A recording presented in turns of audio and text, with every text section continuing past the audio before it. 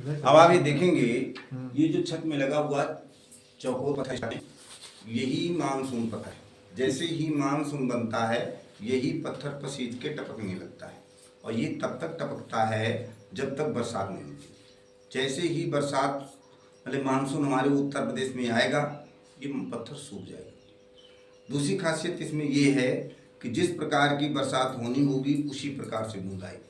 यदि इसके संपूर्ण पत्थर पे शुरू से बूंद आ जाती है तो शुरू आषाढ़ से अच्छी बरसात, फिर ऐसी बरसात होगी कि बाढ़ भी आ जाएगी। यदि इसके संपूर्ण पत्थर पे बूंद नहीं आती है, किनारे बॉर्डर पे बूंद आती है, फिर 8-10 रोज बाद संपूर्ण पत्थर पे बूंद आती है, इसके मतलब ये पत्थर संकेत देता है कि मानसून लेट चलेगा, बरसात लेट होगी। यदि इसके एक कोने में बूंद आती है तो फिर नॉर्मल बरसात। जैसे इस वर्ष गर्मियों में अखबारों में निकला था, आप लोगों ने पढ़ा होगा कि मानसून केरल में प्रवेश करने वाला है। उस समय केवल इसके बॉर्डर पे बूंद थी, पूरे पत्थर पे बूंद नहीं थी।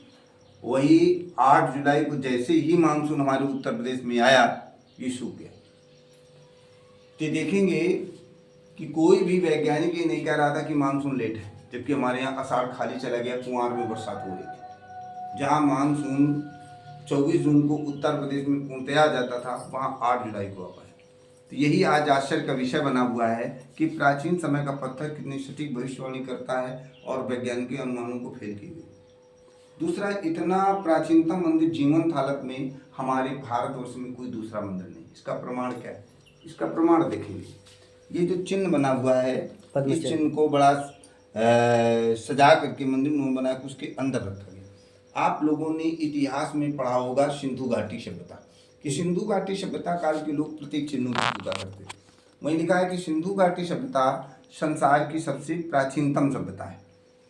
दूसरी बात देखेंगे, ये जो मूर्ति है, इस मूर्ति को जो इतिहास के विशेष जानकार हैं देखते बता देंगे, ये मूर्ति बहुत ही प्राचीनतम और दुर्लभ है। इधर ये सर्प हैं, ये सर्प हैं, ये पशु हैं, ये पशुपतिनाथ है, ये इनकी सींग है, इधर का सींग खिल गया, टूट गया। पहली बात तो पशुपतिनाथ की मूर्ति ही पूरे भारतवर्ष में किसी मंदिर में देखने नहीं मिलेगी। दूसरा, पशुपतिनाथ के ऊपर भगवान विष्णु विराजमान है, ये तो बहुत ही दुर्लभ मूर्ति है। इतिहास पशुपतिनाथ वैसे ही हैं जैसे सिंधु घाटी में जो पशुपतिनाथ की मूर्ति है।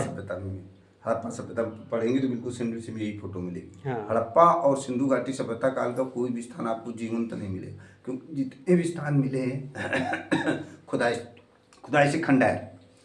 इसलिए इस मूर्ति के माध्यम से कहा जाता है कि इतना प्राचीनतम मंदिर जीवंत हालत में हमारे भारतवर्ष में कोई दूसरा मंदिर नहीं होगा। अगला पॉइंट देखेंगे कि ये 12 खंभे, 12 महीने। जब आप राजा शिवी का इतिहास पढ़ेंगे तो पता चलेगा कि ये जो 12 दुआरी है अथवा 12 खंभों के जो मंदिर हैं, ये राजा शिवी के जमाने में बनते थे। राजा शिवी कौन? कबूतर वाले, एक तरफ तराजू में कबूतर, दूसरी तरफ अपना मांस काट के रखते हैं।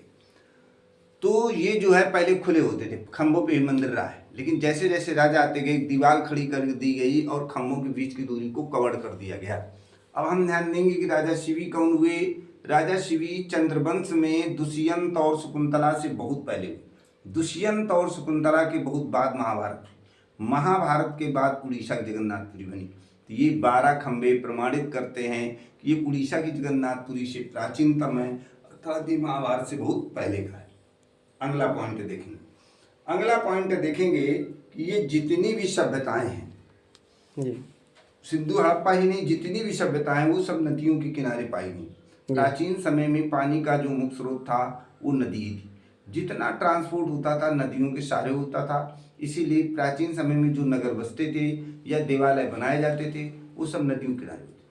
तो ये जो प्राचीन सभ्यताएं यहाँ पाई जाती हैं, इससे प्रमाणित होता है कि प्राचीन समय में यहाँ से कोई नदी बहती थी, लेकिन प्रकृति परिवर्तन के कारण नदी लुप्त हो गई। अब हम ये विचार करते हैं कि हमारे गंगा और जमुना के बीच से किस नदी के लुप्त होने का प्रमाण मिलता है? सरस्वती। तो हम प्राचीन समय सुनते आए संगम में 3 नदियां मिलती थी, गंगा, जमुना, सरस्वती, इसीलिए उसे त्रिवेणी कहते थे, लेकिन आज सरस्वती नदी लुप्त है।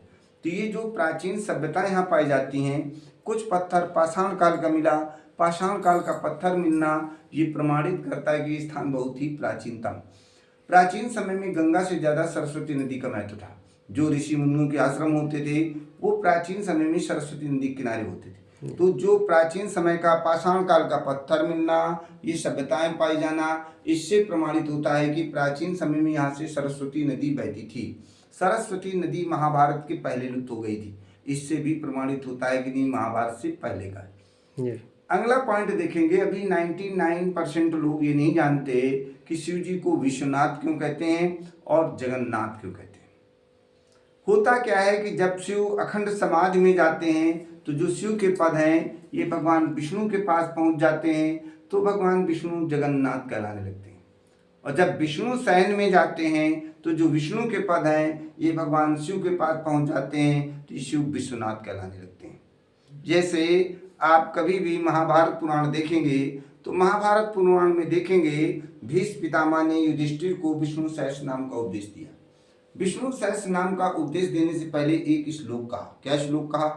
तस्य लोक प्रधानस्य जगन्नाथस्य भूपते विष्णु नाम सहस्रम में शुरूपाभ्यापम। एक प्रश्न ये खड़ा होता है कि जब महाभारत के बाद जगन्नाथ हुए तो ये महाभारत में जगन्नाथ शब्द कहाँ से आया? इसलिए महाभारत का श्लोक ये प्रमाणित करता है कि नहीं, महाभारत के पहले जगन्नाथ थे और इसमें विष्णु शब्द जुड़ा हुआ है।